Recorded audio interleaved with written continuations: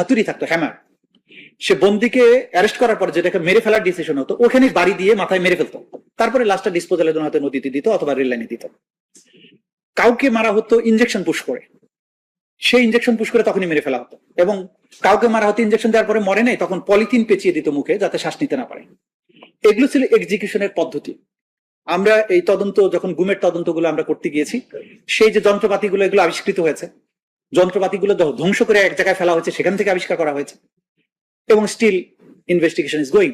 এই যে প্রক্রিয়া, তাদের শাসনামলের যে মানুষের সাথে তাদের আচরণ, তারা যে একটা গ্যাং অফ ক্রিমিনালস, এইটা প্রমাণ করার জন্য এই পটভূমি এই ট্রাইব্যুনালের কাছে অসম্ভব গুরুত্বপূর্ণ। সেজন্য আমরা এটা তুলে ধরছি গত 15 বছরে কি ধরনের শাসন বাংলাদেশে প্রতিষ্ঠিত ছিল, কেন তারা 2024-এ এসে নিরস্ত্র সিভিলিয়ানের এগেনস্টে এইভাবে ঝাঁপিয়ে পড়লো with all forces, helicopter, drone, lethal weapons, submachine গান, রাইফেল। এই যে তরুণ ছাত্র যুবকদেরকে এইভাবে মারলো নির্বিকারে, এবং মেরে শেষ করলো না, চিকিৎসা নিতে দিল না, পোস্টমর্টেম করতে। সত্যের পথে আমাদের এই যাত্রা চলতেই থাকবে। আপনিও সঙ্গী হতে চাইলে চ্যানেলটি সাবস্ক্রাইব করুন, ভিডিওটি শেয়ার করুন এবং কমেন্টে আপনার ভাবনা জানান। ধন্যবাদ।